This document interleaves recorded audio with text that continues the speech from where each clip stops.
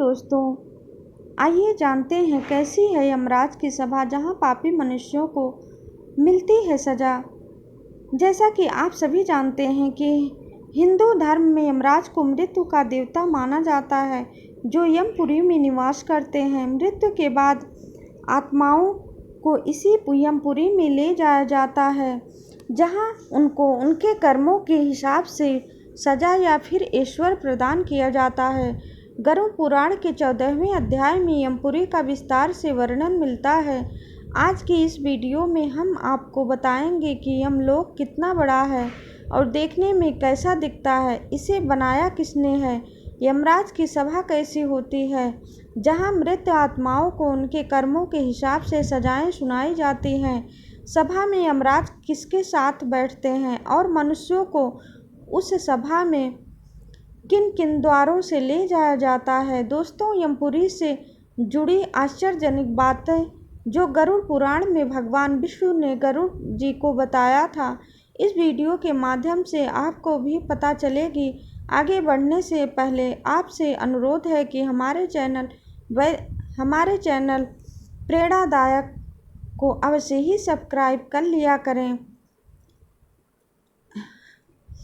गरुड़ पुराण के अनुसार भगवान श्री विष्णु ने अपने वाहन पक्षी राज गरुड़ को जीवन और मृत्यु का संपूर्ण रहस्य बता दिया।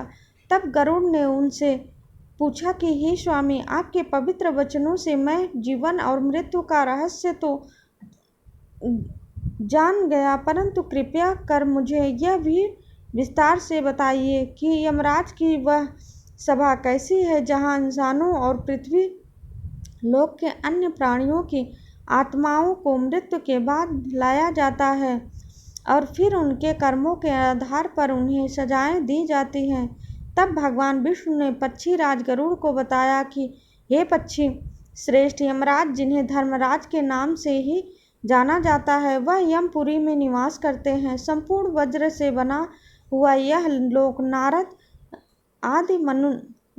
आदि मुनियों के लिए भी अगम्य है। यमराज के इस भवन का निर्माण देव शिल्पी भगवान विश्वकर्मा द्वारा किया गया है। धर्मराज का यह लोक अभेद है। यह लोक इतना सुरक्षित है कि यहाँ असुर तो क्या देवता भी यमराज की मर्जी के बिना प्रवेश नहीं कर सकते।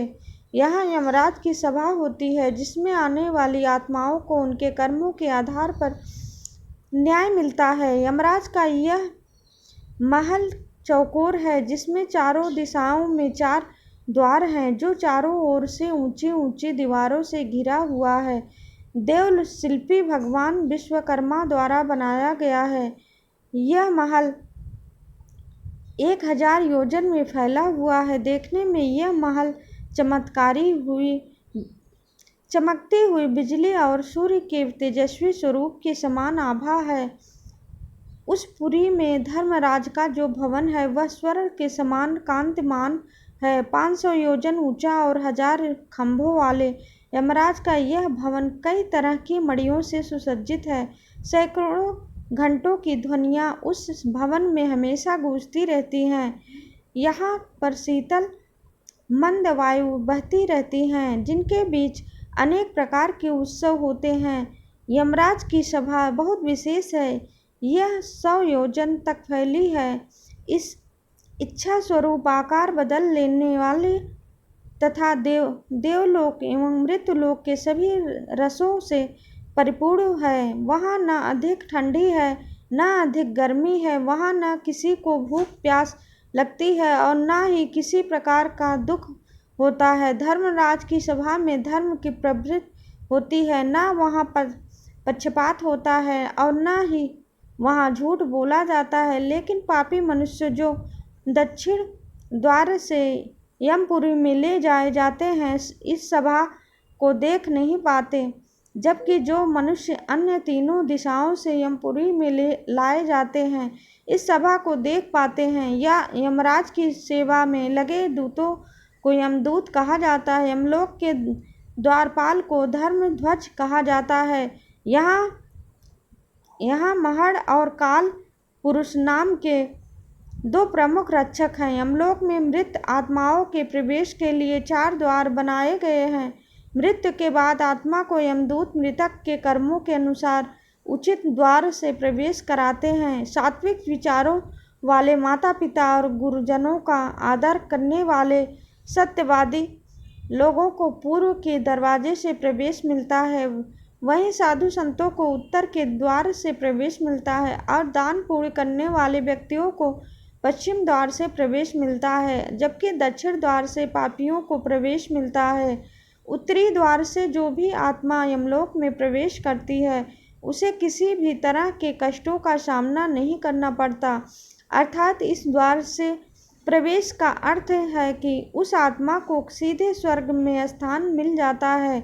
इतना ही नहीं, इस द्वार से प्रवेश करने वाले का स्वागत स्वयं अप्सराएं करती हैं।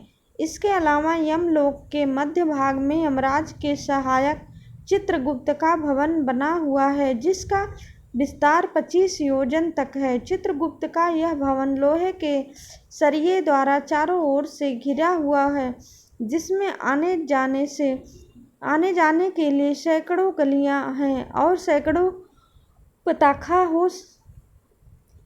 हो सुशोभित रहता है। सैकड़ों दीपक इस भवन में प्रज्वलित रहते हैं। इतना ही नहीं, चित्रगुप्त के इस भवन को सुंदर मूर्ति एक दिव्य आसन है, जिसके ऊपर बैठकर चित्रगुप्त मनुष्यों तथा अन्य प्राणियों की आयु गणना करते हैं। साथ ही कोई भी प्राणी जो कर्म करता है वह सब कुछ चित्रगुप्त लिखते हैं। चित्रगुप्त के अलावा यमराज की सभा में कई चंद्रवंशी और सूर्यवंशी राजा होते हैं, जो सलाहकार की भूमिका निभाते हैं।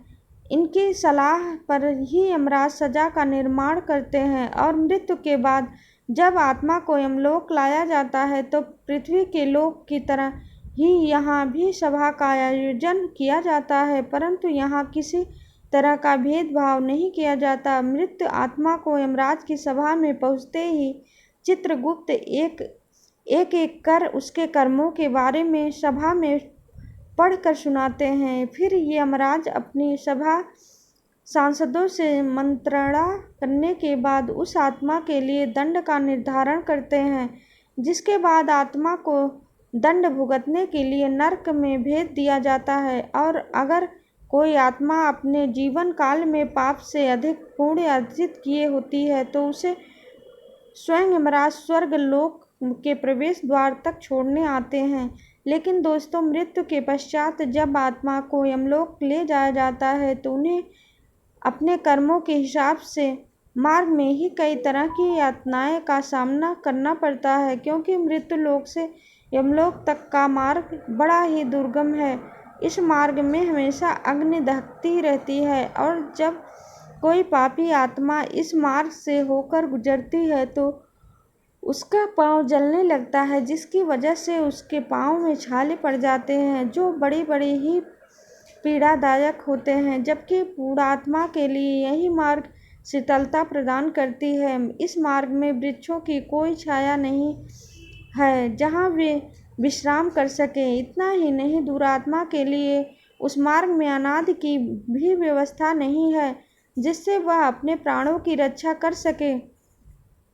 इस मार्ग में जल होते हुए भी पापी आत्मा को जल दिखाई नहीं देता, जिससे वह अपनी प्यास बुझा सके, जबकि पूर्ण आत्मा को इस मार्ग में वह सब कुछ मिलता है जो उसने जीवित रहते हुए दान किया था। इसलिए हिंदू धर्म में कहा गया है कि मनुष्य को चाहिए कि वह अधिक से अधिक वस्तुओं का दान करे, ताकि उसे मृत्यु के पश्चात किसी भी तरह की तकलीफों का सामना न करना पड़े, क्योंकि मृत्यु के पश्चात मनुष्यों के साथ ही वही जाता है जो उसने अपने जीवन काल में पाप या पुण्य अर्जित किया होता है। यमलोक में प्रवेश करने के लिए चारों दिशाओं में 4 द्वार है। पापी आत्माओं को दक्षिण द्वार से अंदर ले जाकर चित्रगुप्त और यमराज के समक्ष प्रस्तुत किया जाता है, जहां उनके कर्मों का हिसाब होता है और उन्हें अलग अलग नरकों में कष्ट पाने के लिए भेज दिया जाता है। दोस्तों, उम्मीद करती हूँ कि आपको समझ आया होगा कि यमराज की सभा कैसी दिखती है। अगर यह वीडियो आपको अच्छी लगी हो तो प्लीज़ हमारे वीडियो को लाइक सब्सक्राइब अवश्य कर लिया करें।